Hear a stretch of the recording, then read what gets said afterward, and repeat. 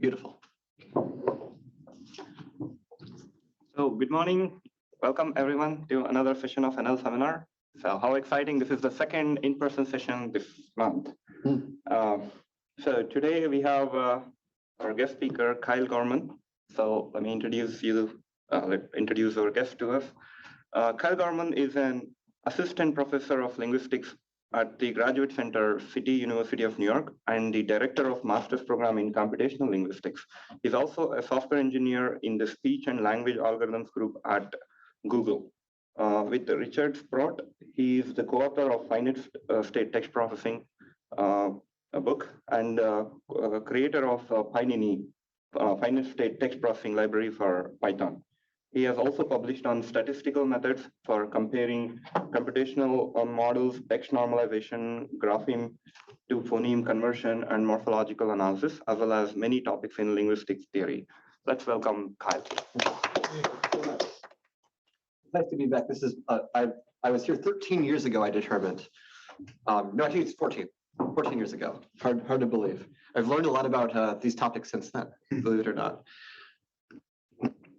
So let me need to make the slide advance, which I do like this.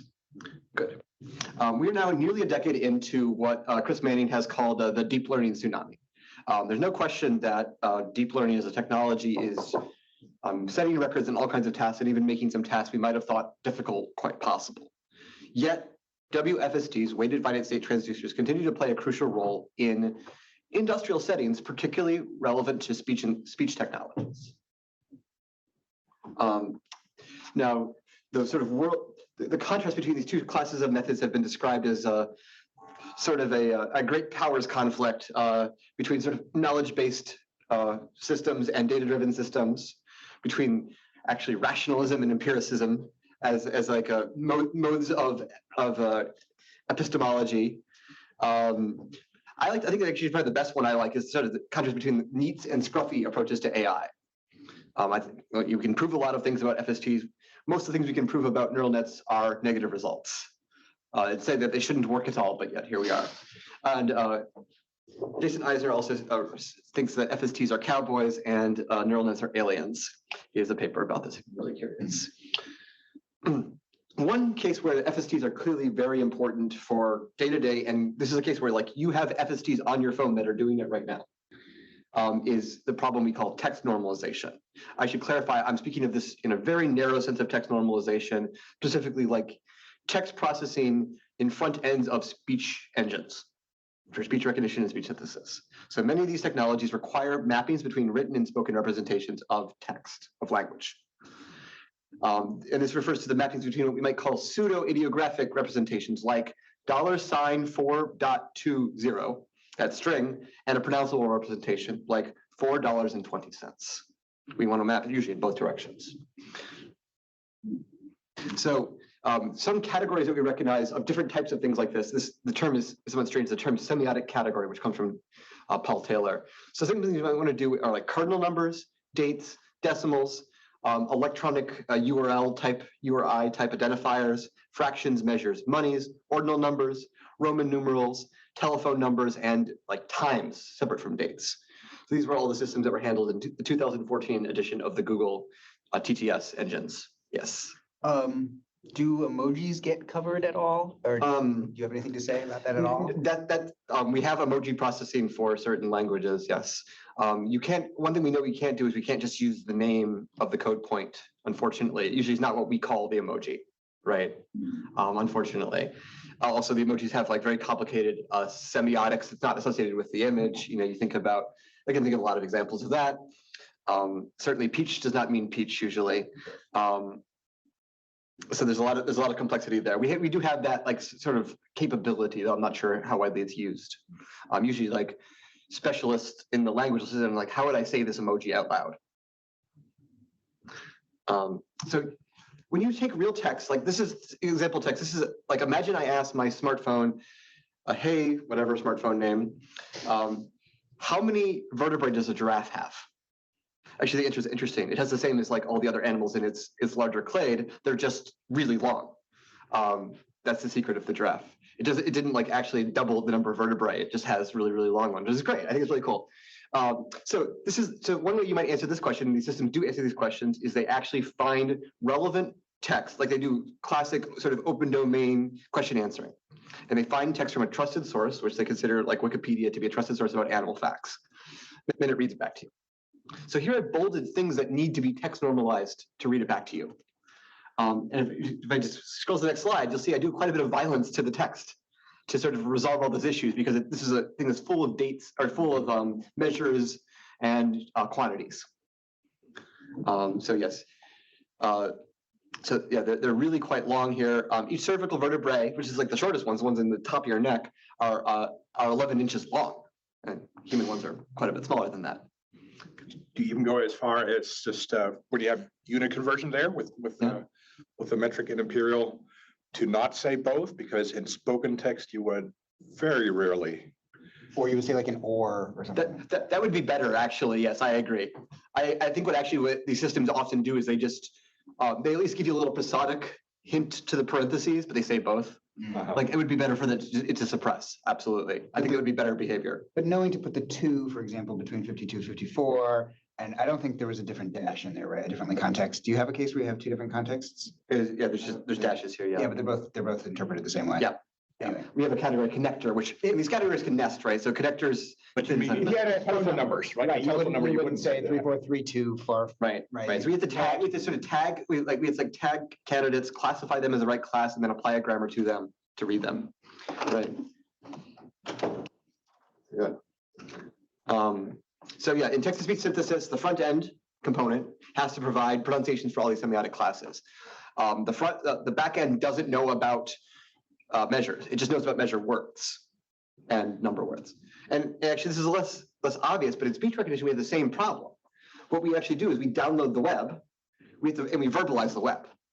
In this case, it's a little bit different. And then we actually, once we're done, we now have a transcript in the verbalized space, or a lattice of transcripts in the verbalized space. We need to map them back onto written form.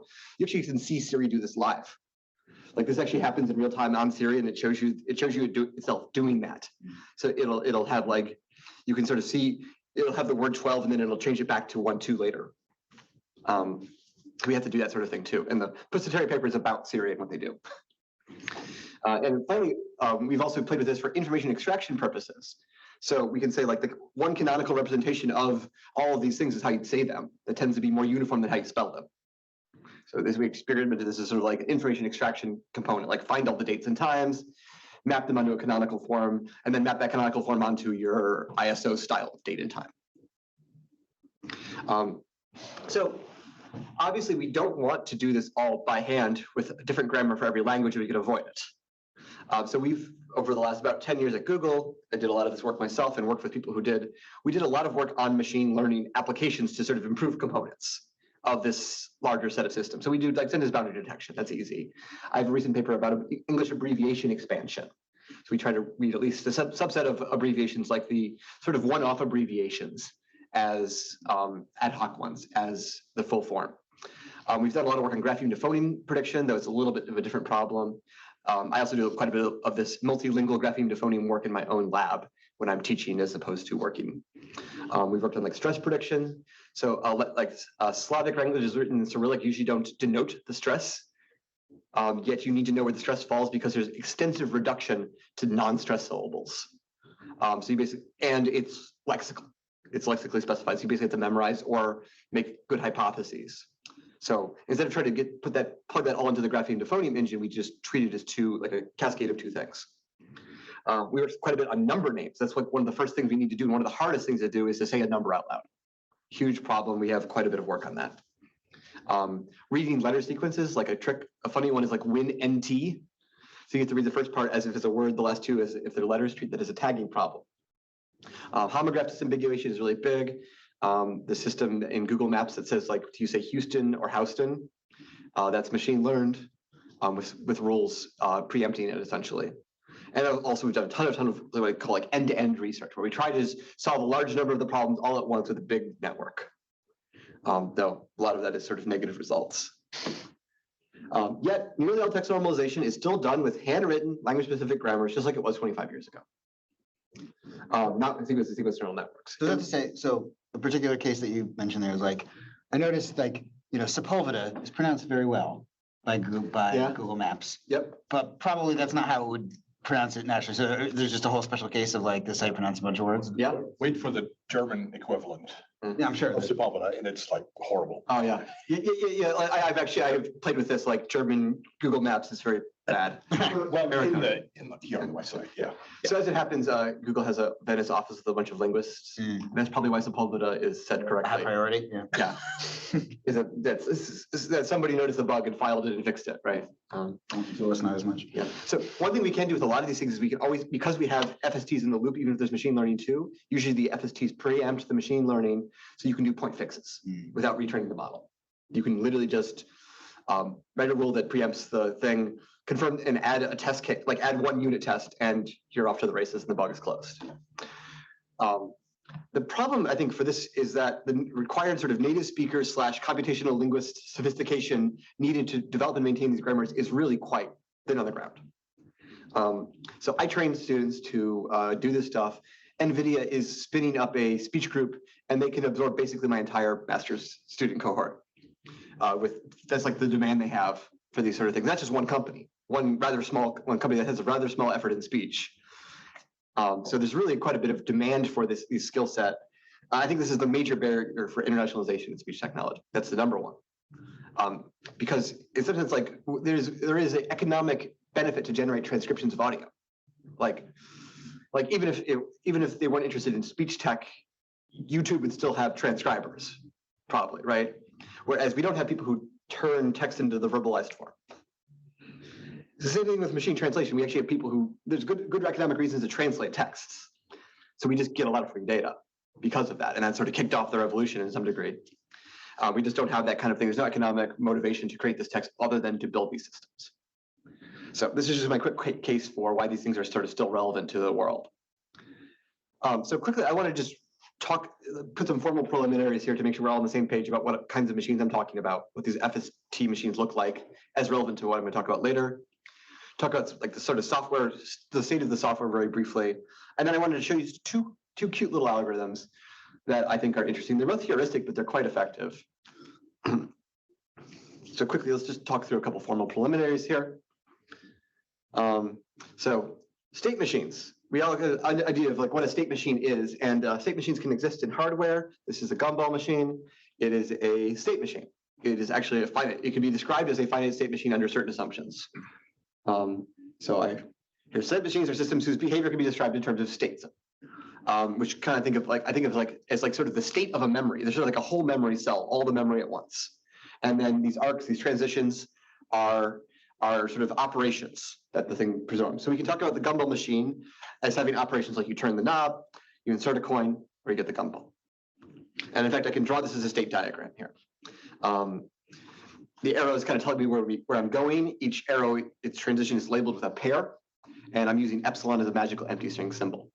So this actually describes a couple of facts about the gumball machine that are maybe not completely obvious to you if you've never used one. First off, that the knob can be turned at any point, though at some points it does nothing. So even if you haven't put a coin in the machine, the knob can be turned. It doesn't change the state of the machine, though, or it vacuously changes the state of the machine. It has no effect. But if you insert the coin and then turn the knob, the gumball comes out at the same time. And then you're sort of back to state 0. Note, of course, this is sort of a magical gumball machine, which the bodega owner never dies and keeps it oiled up and keeps filling it with gumballs, right? If I actually had to, in real life, gumballs can run out and the machine can break down. I don't have a way to model that here in this simple little cyclic machine. So the way we talk about these machines in our software world is like in OpenFst, the software we use that like you probably use too if you own a smartphone. That the way we talk about these machines is we define what it's traditionally called a single source finite state two-way epsilon transducer, and we derive the others as special cases. That's actually, I think, a little bit easier. So we need a couple pieces here. First off, we have the idea of a monoid. A monoid is a binary operator that's closed with respect to some set. Essentially, it's closed. It's got closure properties. It's associative, and there's an identity element in the set. And then we also can say certain monoids are commutative in the case that A dot B and B dot A are the same. sort of obvious definitions here. We can then put two monoids together that share a set and certain identity elements, which is in a abstract representation called a semiring. It's called a semiring because there's another more commonly used mathematical structure called a ring. And in this case, it's a semiring because we're missing one of the operations you need for a ring. We don't need that other operation, just it plays no role. Essentially, it's like a logical subtraction operator. We don't need that here. So semiring is a 5-tuple, which we have a commutative monoid with an identity element, which we'll call bar 0. And the other half is a monoid with the same set but different operator. So we'll call that O times that operator. It's a monoid with identity element bar 1.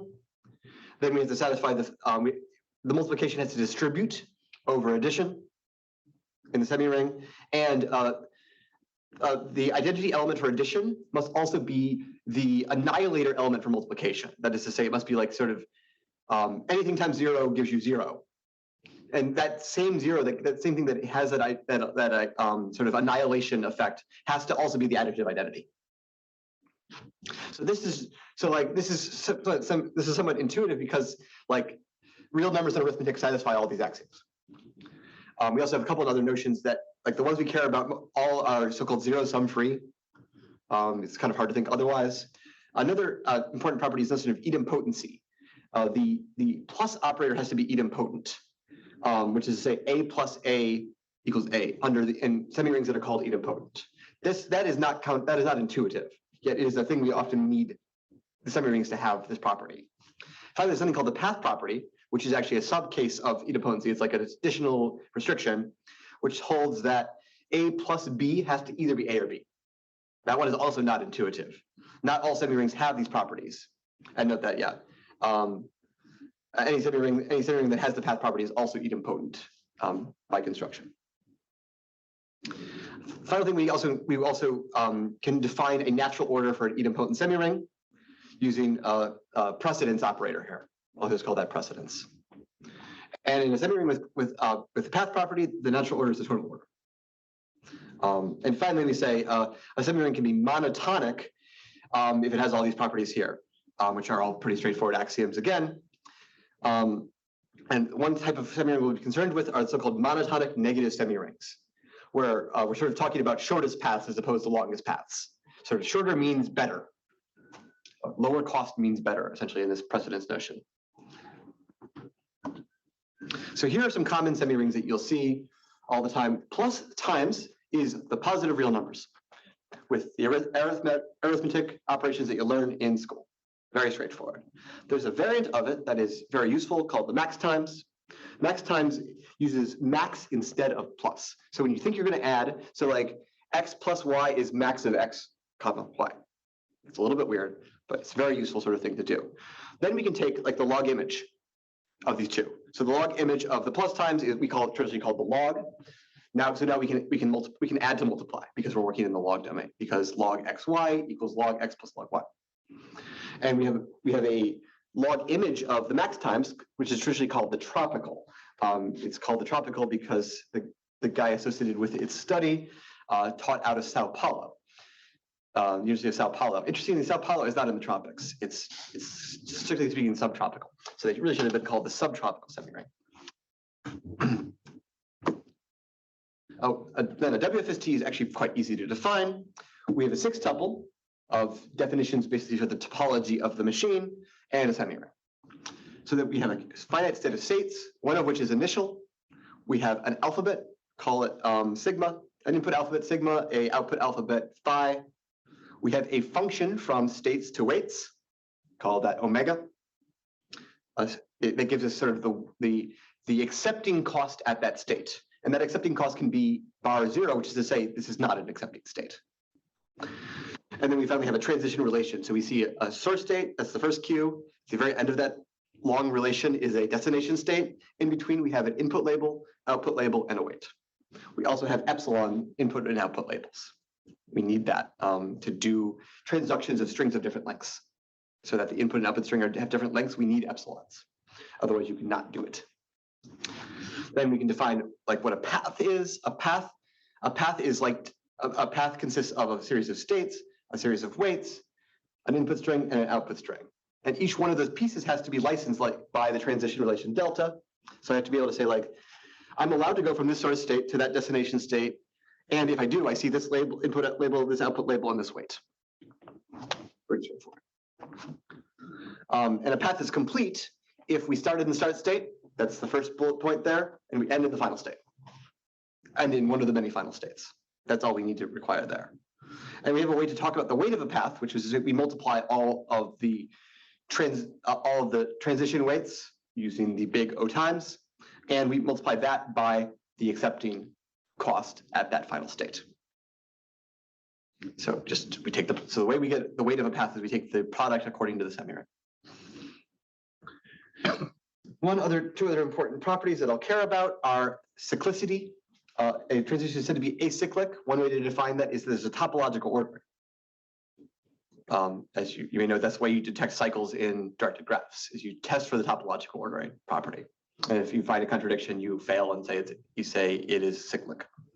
We also can define the notion of deterministic, which is to say there's one transition with a given input label from a state, otherwise it's non-deterministic. So here is on the left, here's an NFA, a non-deterministic machine. And on the right, it's an equivalent DFA. So we can convert between these representations. So are you saying deterministic only, deterministic on just input or on output given input? Just an input. Yeah, these are sort of like acceptor machines anyways. Yeah.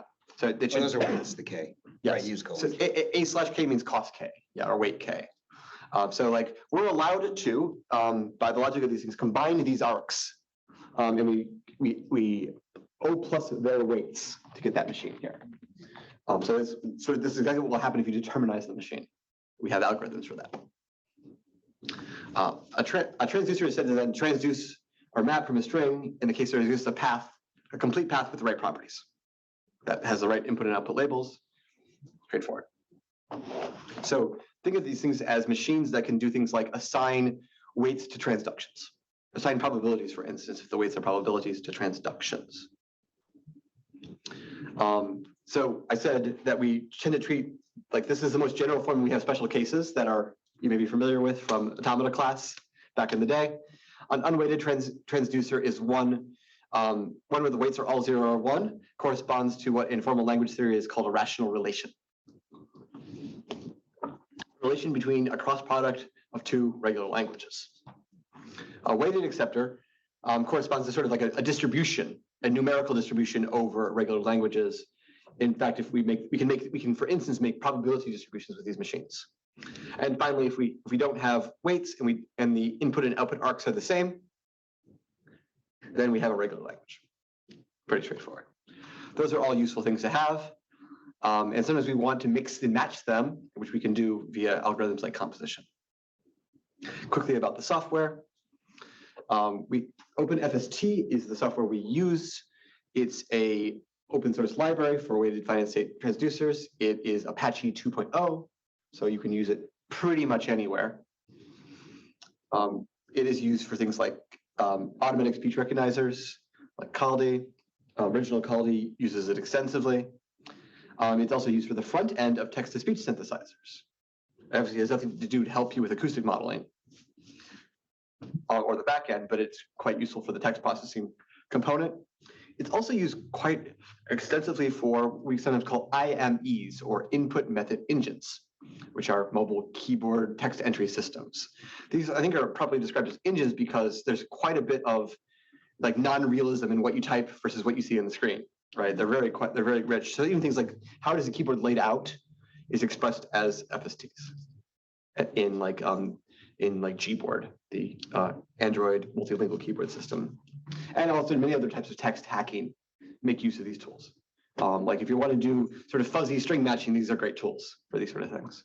Any question? And you use the layout to predict likely errors and a one-off, or you can absolutely express like sort of a what's the term? It's a spatial model, which like a spatial noisy channel model on analogy with like an acoustic noisy channel. Mm-hmm. Yeah. You can absolutely express that naturally there. But even things like the keyboard is like the fact that like if I hold this E button, or the thing that looks like an E, I get the E with a diaresis on top. yes. That fact is like expressed even as FSTs. Okay, yeah. just because it's very easy to put these things on people's phones. It's like a one serialization format to kind of rule it all. So like all these tools share the same serialization formats, and the serialization formats have like internal compression and things like that, and compaction methods.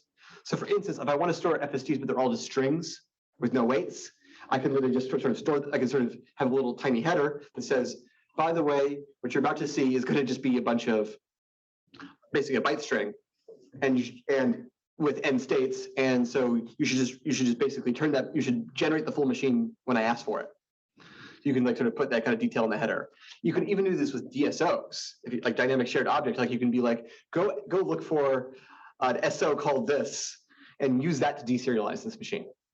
So it's pretty powerful there. Also, we can put these things in collections. We can make like key value stores that are shardable. So we can make gigantic collections of these if we feel the need. Ones that are spread across multiple machines. There's a bunch of different layers, all of which are slightly easier as you go down the list. The C++ template header library is almost unusable unless you're very good with your C++ and really know your template satisfaction rules. You have to kind of be a language layer to use it. There's next layer called the scripting layer, which actually instantiates code. It actually has .cc, it actually has actual code that can be compiled. We also have command line programs and a Python wrapper, which I created when I first joined Google. That does almost all the stuff the scripting layer does.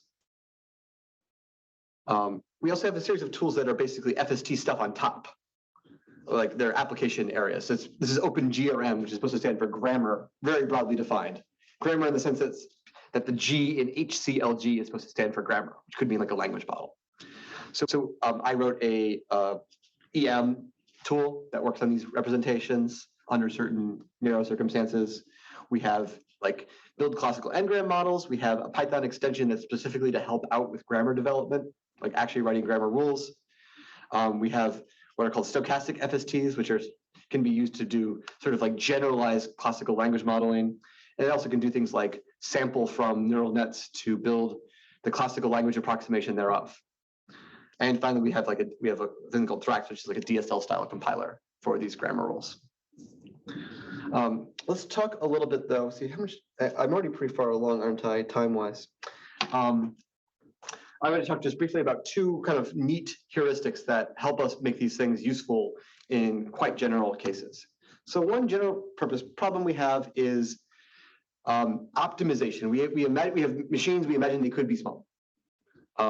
First question, of course, is optimal for what? I think computer scientists tend to have a preference to think about compute time as opposed to spatial time, but both of them may be important for certain things. They may also be correlated. Maybe something that's good for one will be good for the other. So an FST could be optimal for composition efficiency. We could like design the FST such that when I apply the composition to whatever the inputs are, I get rapid performance. So like we know how to do this. For instance, you eliminate the so-called internal epsilon labels, like the internal to the composition little tapes, or you put them later along the path because they sort of they basically add branching in the lowest levels of the code, right? We also can like optimize for footprint in memory, which is easy. You just get fewer states, fewer arcs. States and arcs take up space. And we also can think of like things like cache utilization. So we actually have thought about that with regards to like n-gram style models. Like we want to prevent cache misses under certain assumptions about the hardware. Now there is a formal notion that is very well defined, very clear. This is sort of the informal version. An automaton is said to be minimal if it expresses whatever it expresses using the minimal number of states. Note I didn't say arcs, I said specifically states. That's how the traditional definition runs. And these algorithms exist. They're well understood. Some of them are quite old. If you give me a DFA or a DFT, it doesn't actually matter. I can make you the minimal version in a short amount of time. However, finding the equivalent DFA for an arbitrary WFST can be computationally expensive, if not completely impossible. We have an implementation of the following method, which exists at different levels. It exists at a C++ template level in this library, this Python library Pinini, and also in this DSL language called Thrax. So here's what we do. I'm just going to tell you the answer, basically. We first apply epsilon removal, which is a simple algorithm. It's quadratic, I think, roughly quadratic, or n log n, something like that. It's not bad. If the input WFST is not known to be epsilon free.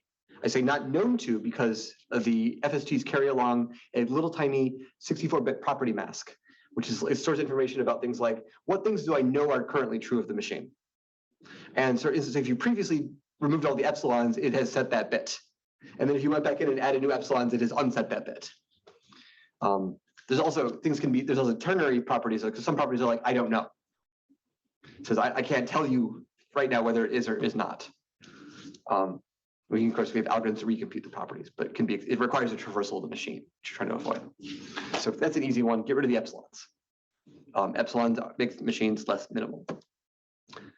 Not all acceptors, for instance, just focusing on acceptors, are determinizable. Acceptors which do not have weights other than 0 or 1 along their cycles, as well as any acyclic and any unweighted machines, are determinizable over virtually all the semirings we might care about. This is a known fact. So if they have no weights, or if there's no weights along cyclic, like the cyclic portions of the paths, we can determinize. So we just apply determinization and minimization if the machine isn't already known to be deterministic. We just do both steps. So that's like the easiest case. However, it's often difficult to determine whether determinization will work, or even terminate. For these machines. And in fact, if you try to determinize a machine for which it won't determinize, it will slowly but surely eat up all of your memory and you'll have to reboot. Probably, unless you kill -S9 quick enough. So what we do in those machines where we don't know it's going to work, we heuristically apply determinization and minimization to the machine viewed as if it was unweighted. If you can imagine what that looks like. So we pretend every weight is 1. We then determinize and minimize. This is guaranteed to halt because it puts us into the previous case, which is a provably haltable case. So it sort of moves us into this case. It's heuristic though, because we lose information about different weightings. We actually can't combine the weights. Like I can't do the K, like if I have 2 arcs weighted K with the same label, or K and K prime, I can't add them together and make one arc. I have to treat them as different.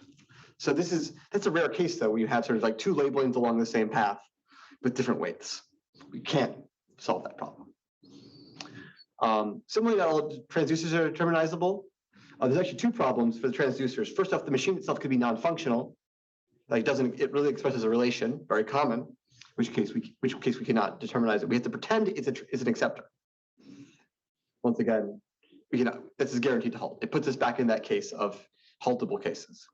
For cyclic weighted transducers, we can pretend that it's both unweighted and an acceptor. Once again, guaranteed to halt. Puts us back into the good case.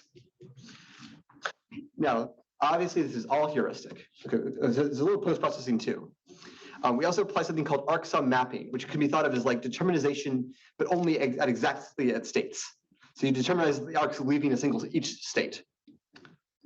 This is really easy, right? You just go to each state, you say, are there any arcs with the same labels leaving the state? If so, combine them. This eliminates trivial cases of non-determinism, which this heuristic can apply. So we sort of solve this last little one particular case that could be the case. It's a very inexpensive algorithm. It's a linear machine. So as constructed before any operation, is a typical speech recognition front end cascade once composed that's going to sit on a phone? Are we talking like tens of thousands of states and arcs, hundreds of thousands, millions? So those machines we actually don't we keep the pieces separate because the combinations are. You never do a determinization then? No, I determinize on the fly as I need it. Actually, in this case, so I both compose, determinize, and minimize. I do all these operations on the fly. You're doing that on the fly given an input, right? So you have a deterministic sequence coming through. Yes. Do I need to determinize? Well, first off, it's right. I want to do right associative composition, even though I get the input over here. Oh, so you. Yeah. But then why don't you just keep that once you've done it the first time? Because it's huge. Well, I have a cache of states I visited in that. I have a cache of states I visited in that gigantic DFT, which I can control the size of that cache. Okay, so you're right composing and then picking up the first element on the left side before you go back. Yeah. So you're not doing a full right composition. Right. But I have a cache of like highly used states. We also have this. There's a published algorithm, a pre-walk algorithm, which like warms up the cache effectively. And that's actually makes a big effect. But the bigger question was about, so since determinization blows up the state space generally, like in practice, is it still wanted? Yes, it is essential. It is absolutely essential, yeah. Like it would, if we didn't have, so, and Mary R. Morey says that we would not have speech recognition without on-the-fly determinization. Okay. I mean, he invented the algorithm, so maybe biased, but like it was at least at the time completely infeasible, not even close for even tiny recognizers without the ability to determinize, because when you determinize, the next composition gets a lot better, right? That's the property that we care about. So here's an example of the machine. This is a unweighted, but unweighted, I think it's also acyclic transducer. And this is before. Here's my heuristic. A lot better after, and you can clearly show that they express the same language without too much trouble. It's easy to do for acyclic machines. That was not from determinization. It was started deterministic, right? I don't believe it wasn't designed to be deterministic. No, it's not deterministic because you have state 0, you have B inputs. It depends on, again, if you redefine deterministic. Right. Well, I do that. So I do that, right? And then I heuristically optimize, and then I get actually what I want.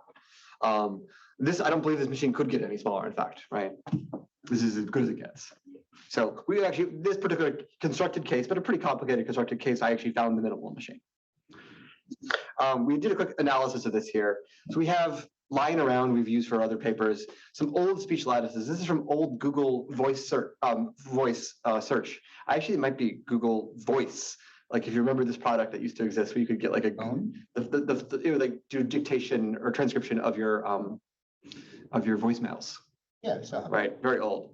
This predates a lot of this technology. I think it was done with contracted out third-party software initially. So we have some word lattices just lying around for us, weighted word lattices. We previously used them to study these kind of class of algorithms. Each lattice is a single hypothesis transcription from a production grade recognizer. And the way the lattices are generated, there's like pruning thresholds because they're kind of generated time synchronously. So we get acyclic, epsilon free, non-deterministic weighted machines. And so in this case, we know that the algorithm will actually produce a pretty good case. It'll produce an actual deterministic minimal machine and epsilon free. So this is an easy case, but it's a very realistic case. This is like, if you wanted to compress our speech lattices, here's what would happen. So I just did this thing here, pretty easy. So number of states is of after is on the y-axis, number of states before is on the x-axis. These are exactly the same scales, x and y, and you see everything is below the line. All right, what you want to see. Everything is below the line. In fact, some of the biggest ones are the ones that got the most fractional optimization, right? So like the points way out here actually they're quite a bit off the line, right? That doesn't surprise me that bigger machines have more sort of inherent expressive redundancy in them. So that worked. I'm going to use this data again in a minute.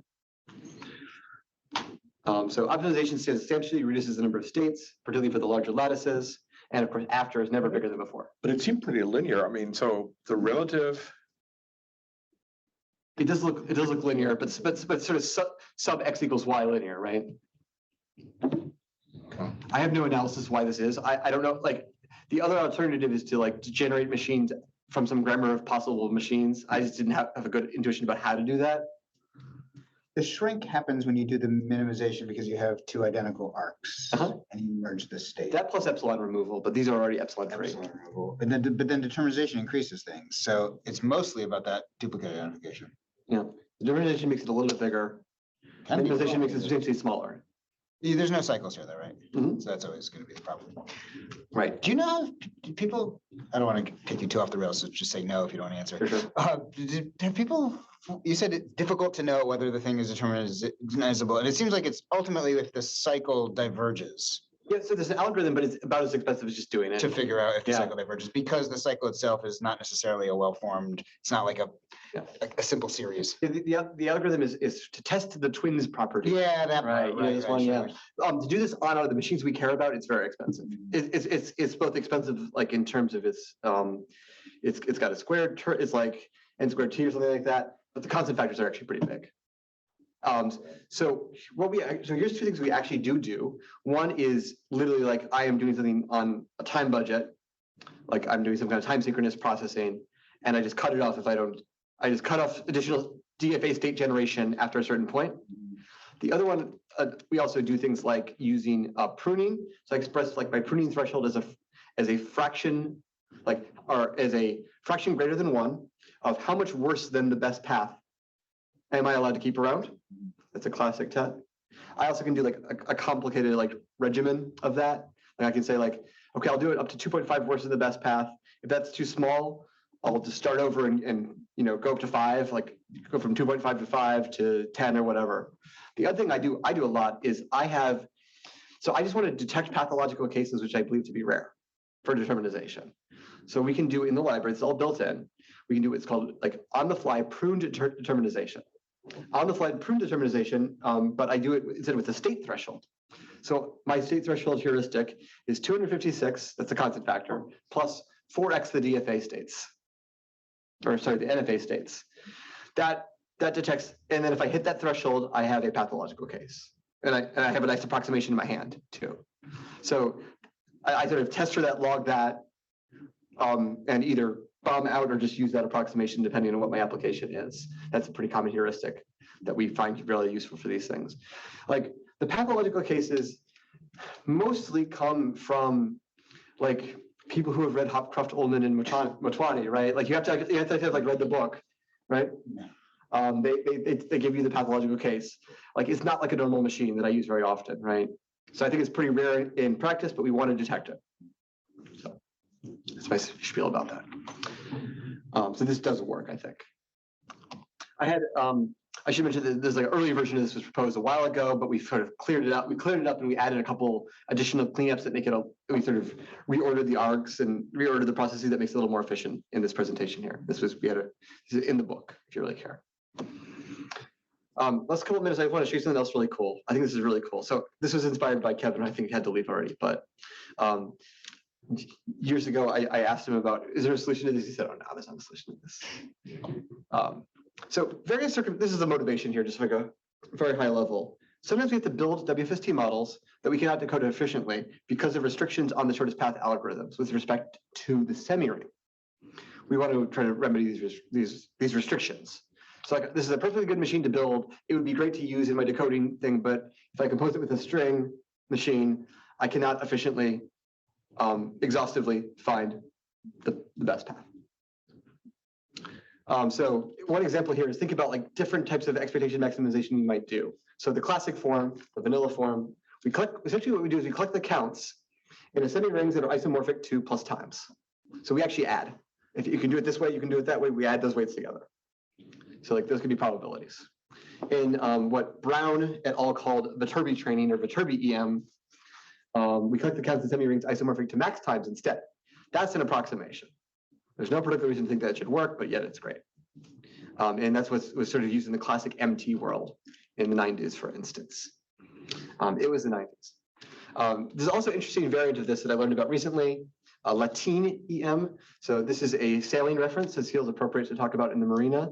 The Latin sail is the one that helps you tack. So this model, they have some kind of training schedule. It could be fixed. It could be dynamic based on how things are going to alternate between the vanilla and the Viterbi forms. And this is, you can demonstrate this has really good properties.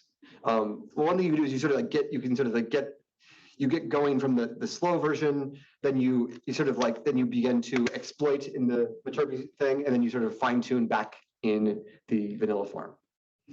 But there's no way to compute the shortest path in semirings isomorphic to max times. By shortest path, you mean the shortest string? No, I can do shortest string. I'm going to show you. I'm about to show you how to do shortest string. Yeah, no, I didn't be the shortest path. What's that? Okay. I can just read the string off of it, but yeah. Sure. I will do that in just a second. So I'm going to consider machines that are basically what I would call weighted lattices.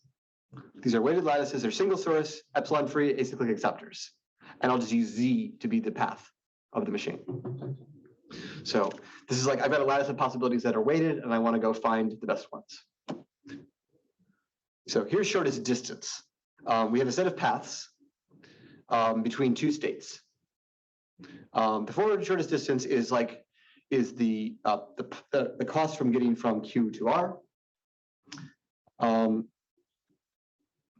we'll call that alpha. That's the same as alpha and beta as an EM.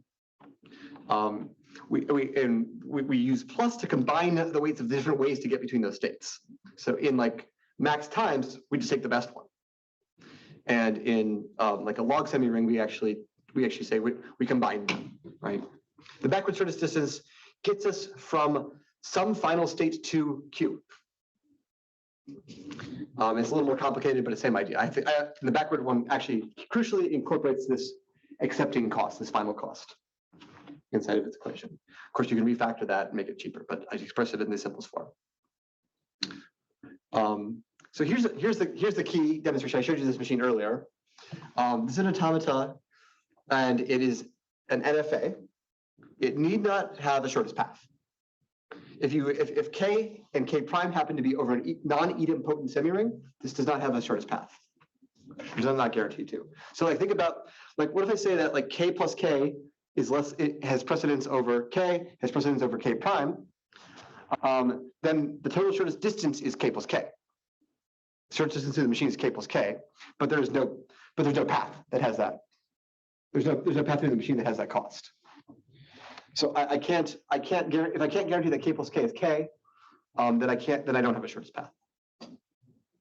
Even though I can compute the shortest distance. You have that intuition? What is? I want to make sure John So gets this. the minimized version would be A with K plus K, right? To some Yes, yes. The deterministic version Sure. is also minimal too, but Right. And then that would be a path that has distance K plus K. right. So if this machine is deterministic, we wouldn't have this problem. Okay, but your point is that this automaton does not. Yes. Yeah, so it's easy. One can construct ones that do not have that. So we actually want a different notion than shortest path, which is where shortest string is going to come in. Right. So shortest string is the one that has the shortest path, that has the shortest distance, total shortest distance cost, right? Did I say that right? No, it's the shortest string is the one that gives us the best, cost. And here we have to combine. So the plus helps us combine the weights of different paths. Is all that says. So whichever one is the best one is the shortest string. Obvious lemma here. In an idempotent semiring, the shortest string's path is also the shortest. The shortest path string is also the shortest string. Easy to prove. I won't go through the proof. It's definitional. We have another notion that's going to help us fill out this table here, which is the companion semiring. We made this up. A companion semiring of a monotonic negative semiring with a certain total order is another semiring with a different plus hat. And plus hat is going to be the minimum binary operator with respect to the total order. So the tropical semiring is the companion semiring for the log semiring. That is to say, the tropical semiring has a plus with a useful property for us that it's either A or B, right? So we can say like the tropical semiring is the companion semiring for the log semiring according to this definition. The non-summing. Yes. Yes, it has to be it has to be basically satisfy the maximum idempotency, right? The Viterbiing. The what? Like the Viterbiing. The Viterbatization, yes. Second lemma is if we had a DFA, we wouldn't, then it doesn't matter, right? You just kind of derived this earlier. If we had a DFA, the shortest string is the shortest path, we don't have to worry about it. And the lemma is explained here. And it just basically says, what does it mean to do weighted determinization? It just tells it what properties hold after weighted determinization. So P is the shortest path in the DFA viewed over the companion semiring. So I can determinize in the companion semiring, I get the machine I want. So we're going to add one additional detail. We're going to search smart when we try to compute the shortest string. So probably you're familiar with Dijkstra's algorithm. Or Dijkstra, I forget what's actually right. I think it's Dijkstra. Dijkstra's algorithm is an example of a Dutch. He's Dutch, right? Yeah. Dijkstra says. Dijkstra. Is Dijkstra? Okay. I can never remember. I was actually professor at UT Austin when I was there. Oh, okay, yeah. That must be a long time ago. Indeed. All right. Sorry to put you on the spot there. Yes. So the algorithm is an example of shortest first search. Sorry, it's Dijkstra, right? Dijkstra's algorithm is a classic shortest first search strategy, and it's appropriate for idempotent semirings. We actually use it when we do shortest path. We use it when we have idempotent machines. At every iteration, the algorithm explores a state which minimizes the alpha cost of that state until it's visited all the states. It's got to go to every state in the machine. The cute variant of this is A star, right? A star search, the search priority is instead a function of something called the heuristic, which will be digamma. Digamma, so the heuristic is a function from states to weights, and it tells us like the estimate of, it's supposed to be an estimate of like how good that state is. In this case, it'll be an estimate of the weights of the paths from that state to the final state. It'll tell us like how close we are to the end. At every iteration, A star explores the quantity which minimizes the alpha cost, like in Dijkstra, and then times this heuristic cost. So one way to think of it is actually like, this is the classic one is actually a special case of A star search, which we just say the heuristic is one everywhere. The heuristic is sort of a constant and doesn't help us. That's actually how we implement it. We say it's just a heuristic that just gives us one every single time. Heuristics, to be useful, have to have certain properties to guarantee that we find the shortest string, the shortest path. The heuristics have to be admissible. They can't overestimate that distance to the end, and they have to be consistent. They can't overestimate the cost of reaching a successor either. So these are the definitions here. These are straightforward. And the classic paper by Hart et al. Shows that if the heuristic is admissible and consistent, and then I apply shortest first search, I will get the shortest path after visiting, so long as I visit only the states such that the heuristic precedes the heuristic cost precedes the future cost. That's all I have to do. So because if I have a non-trivial heuristic, then it's admissible and consistent, there are states I don't have to visit. I can say the state's not going to pan out for me. I don't have to go there. So that's going to be very handy for me in just a second. So if I have an acyclic epsilon-free machine over a monotonic negative semiring, like let's say this will be one here. We want to find the shortest string of like a log semiring lattice. This can be viewed as the same machine over the corresponding companion semiring. And I'll denote by beta hat, the backward shortest distance over the companion. So I can compute the companion cost, sort of like the companion future cost. That's 1 time through the machine. Easy to do. Then if I use that is a admissible heuristic for A star search, as explained here. It's easy to prove. You can read this later. It's all in an archive paper on my website. Second thing, it's also consistent. Once again, easy to show that this beta hat is consistent as well. So the naive diagram is actually very simple. Slight variants of it. I've got this non-deterministic machine. I determinize. I compute the backward shortest distance. I perform that using that as a heuristic. The non-naive version is to avoid exponential blowup indeterminization. We already alluded to this earlier. Has exponential worst case complexity in time and space and can be prohibitive. Yet we only need to determinize the states we visit. We have a good estimate of which states we need to go to in the form of the heuristic. So here's what I actually do instead. I compute sort of the backward shortest distance, here, call that beta sub n. I lazily determinize the machine. And as doing so, I lazily compute beta sub d, the DFA betas. I then perform A star search using B sub d as the heuristic over the companion. So I sort of do the shortest path computation here in the companion space. But I have an estimate, I have a sort of a globally good estimate from the other side. Once again, this is technically speaking heuristic, but everything is, in a sense, it's heuristic in the sense that you can't guarantee that you won't visit every state anyways. But in practice, you will not have that problem at all. These lattices tend to be very sparse in the relevant sense. So once again, use the same traffic, same speech traffic from way back. Also, I should mention for privacy reasons, I lost the symbol table, so I don't know what the words are, but I know that they're different words. So I can't read people's voicemail, don't worry. We actually have this OpenGrm downloads library, and we have a tool called Decode. So if you just hand it a log semi-ring lattice, it will do this for you magically and quickly as it happens. Here is sort of before and after. This is the number of NFA states. Here's the number of states actually visited during this search. Now, these axes, X and Y, are not the same. The x-axis, they're both in log, and the x-axis is 3x the size of the y-axis, essentially. So this looks linear, but it's log linear, and y is a lot shorter than x.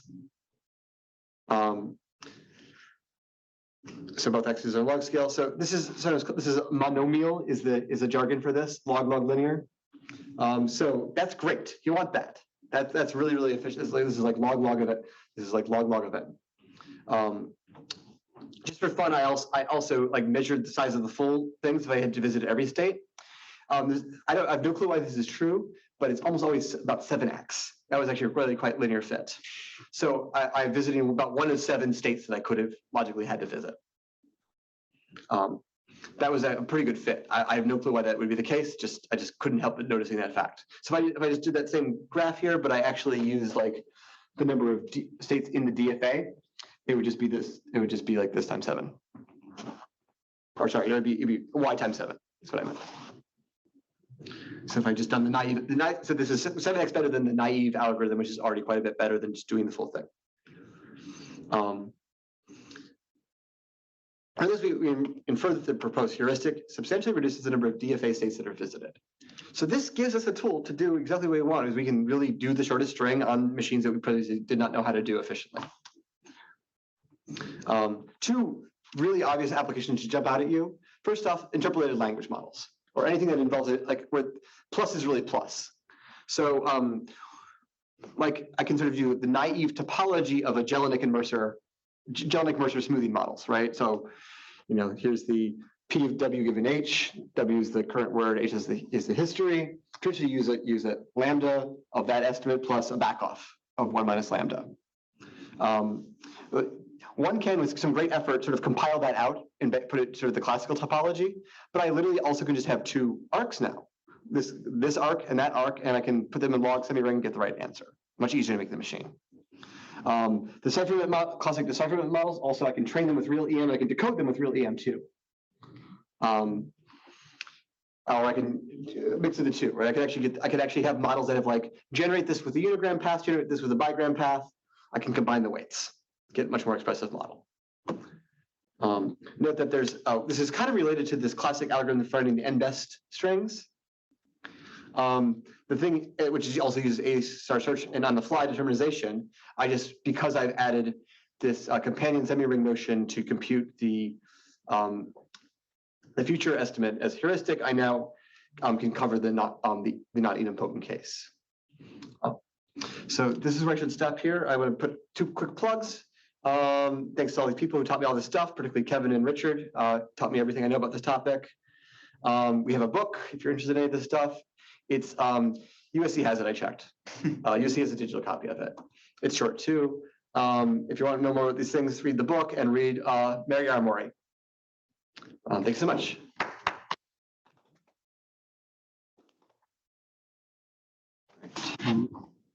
Any thoughts, questions? There's a question online. Any questions from the online audience?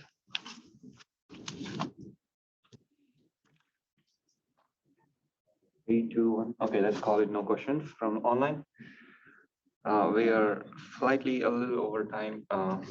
Maybe John or Just one last you have one. any Yeah. questions? I have some questions about it since I've talked to you anyway. Yeah, we'll talk later. Yeah, that'd be great. Just to connect this once again to the modern NLP space, is there any? I feel like I know this answer, but like, so the real advantage of these things is that they're super efficient, right? Like you can run them really fast, and that's a big drawback for a lot of the current models. So I wanted to know about like work in terms of like being able to export some kind of subset Yeah.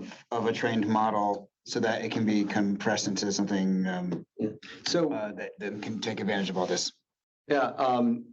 I have slides at the end in case people ask about these sort of things. Actually, I just like one or two, like one slide with some references that you may care about. How about Why that? don't you try Bert on it? That's just references, but like, oh, sorry, where's my cursor? Ugh. Okay, I'll scroll like here. I was going to point you to something that's relevant here, which is so sort of hybridization stuff, right? 4 angles. Filtration. This is where you sort of move the. You have FST constraint. You have a rational relation that generates sort of like a lattice of things to consider, and you rescore it using the neural net. Could be a sequence-to-sequence neural net, could just be a language model, depending on what you're doing on the output side. We also like data augmentation, like FSTs augmenting the NNs or the NNs augmenting the FSTs have both been tried. So both Schwartz and Bird are people who work with indigenous languages, and they're trying to build like morphological analyzers, right? Schwartz works with like Inuktitut, and Bird works with indigenous languages of Australia. The stuff you're probably most interested in is distillation, right? So Weiss et al. Have this wonderful paper that nobody has read, other than probably you all here at ICML, and they are studying extraction using the other type, using the Dana Alguin's, is it also called A-star algorithm? They have a different notion. They have another algorithm. This thing is called like A-star, but it's a different algorithm altogether. Yeah. Where it's like it's a distillation algorithm for sort of extracting. You give it a sample and it tells you the regular language. Of course, we know that in general it doesn't work, right? Gold was true. Yeah, like the star is a big problem, right? The cleaning star is a big problem. And so of course, just because you do it, so they train neural nets on the data, and then they extract, they have the neural net, they sample from the neural net to extract the relation it learned, or sorry, the language it learned. And they can show it learns the wrong language. So the neural net was trained on A plus B star, and it doesn't think that B is truly starred, for instance. Things like that. Which way are you distilling? From the FST?